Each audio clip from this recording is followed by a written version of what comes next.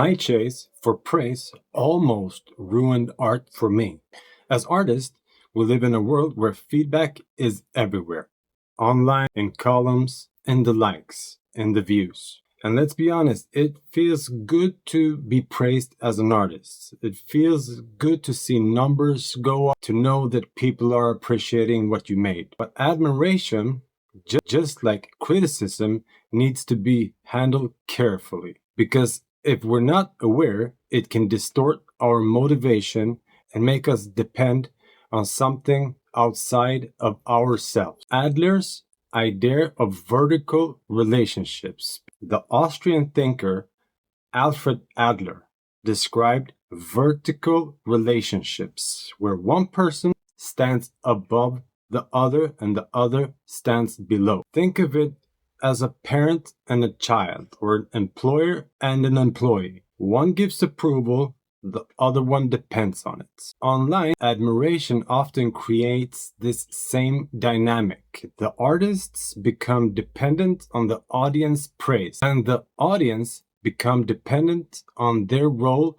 as the one who lifts artists up. As artists, we might get stagnant in the admiration environment. True growth happens in freedom, in horizontal relationship, where we build respect and dialogue. My name is HP, and in this video, I will give 5 reasons why praise almost ruined my art.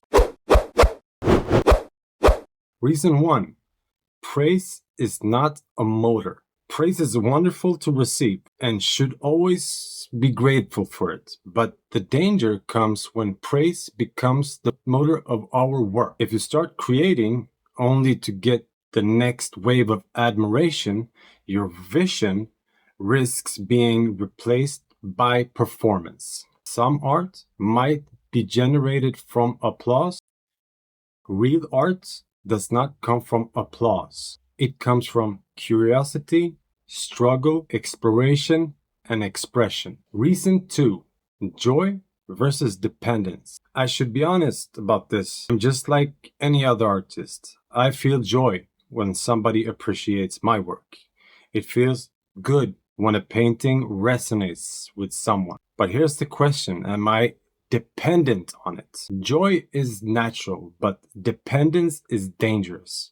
If admiration becomes the fuel that drives me, then I'm no longer painting for my vision. I'm painting to keep the applause coming and going. That is how the cycle starts.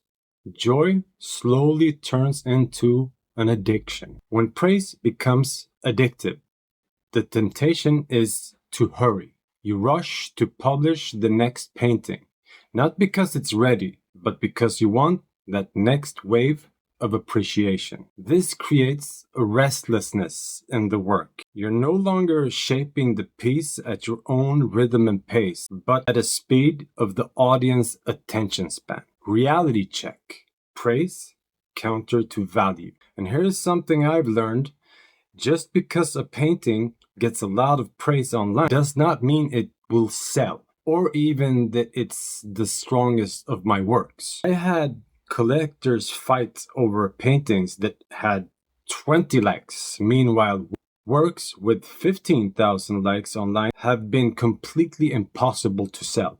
Praise is not the same as value. Likes don't equal substance. Reason 4. Insecurity and the cycle of dependence. One reason we fall into the cycle of simple and sometimes we're not sure what we truly like ourselves. When you're uncertain about your own state, it's easy to let likes and comments decide what is good. But when that happens, you hand over the judgment and with it, your freedom as an artist. The truth is, you are the one who decides if a work is good. And if someone else agrees, that's just a bonus. Reason 5. Balance praise like criticism. The best way to stay balanced is to treat praise the same way you treat criticism. Receive it with gratitude, learn what you can from it, then set it aside and go back to work. Neither praise nor criticism should define your creative core. And the healthiest feedback happens in horizontal relationships with peers, mentors, and fellow artists who treat you as equals. That is where feedback builds, protecting the creative core. At the center of every painting, something's fragile, your inner drive.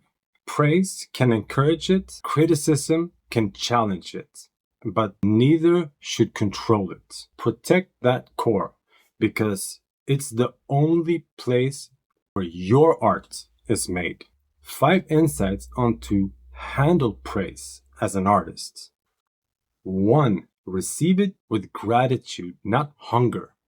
But don't let it become something you consistently need to survive. 2. Separate encouragement from value. Praise encourages, but it's not proof of quality. Some works with few likes are priceless. Others with thousands can be forgettable. Treat praise like criticism. Take it in, reflect on it, and then let it go. Neither should define you.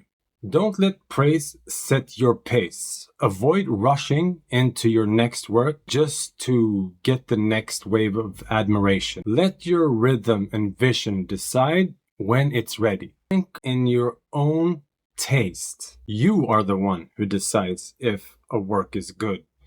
If others agree, it's just a bonus. So be careful, enjoy it, be thankful, but don't let it become your motor. If this video resonated with you, please like and subscribe. It helps me to keep reflecting on such things as psychology within arts and other technical parts of being an artist. Thank you a lot for watching, and maybe I'll see you again next time.